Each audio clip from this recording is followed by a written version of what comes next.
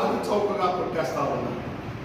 కొట్టేస్తూ మా సొంత డబ్బులతో మేము పరిశ్రమలు ఏర్పాటు చేస్తున్నాం, సంస్థలు ఏర్పాటు చేయాలి, ఉద్యోగ నియామకాలు చేపడతాము.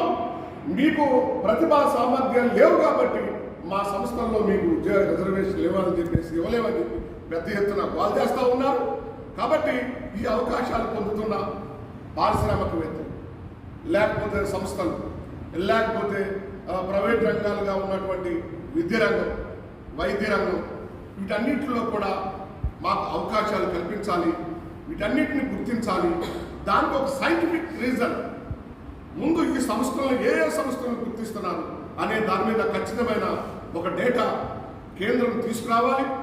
ఖచ్చితంగా దీన్ని అమలు చేసే విధంగా చర్యలు కేంద్రమే తీసుకొని బ్యాలెన్స్ చేసి, ప్రభుత్వ రంగమే ప్రైవేట్ రంగాన్ని బ్యాలెన్స్ చేసి మాకు ఈ రిజర్వేషన్ చట్టం తీసుకొచ్చే బాధ్యతను మేము కోరుతా ఉన్నాం.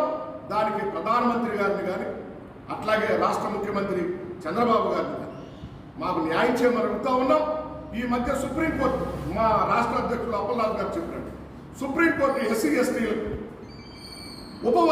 వర్గీకరణ చేయమని, రిజర్వేషన్ ఫలాలు అట్టడుగు స్థాయికి, అంటే సైంటిఫిక్ డేటాతో గ్రామ స్థాయికి బాగా పూర్తిగా వెనకబడినటువంటి వర్గాలకి రిజర్వేషన్ ఫలాలు అందాలి అని సుప్రీంకోర్టు చెప్పినటువంటి తీర్పు ఏదైతే ఉందో ఆ తీర్పుని అమలు చేయమని మేము చంద్రబాబు గారిని కూడా ఈ సందర్భంగా డిమాండ్ చేస్తూ ఉన్నాం. లేట్ చేయొద్దు. ఉద్యోగాల్లో, ఉపాధి అవకాశాల్లో, లేకపోతే ప్రభుత్వ నిధుల్లో, మాకు కేటాయించే నిధుల్లో కానీ,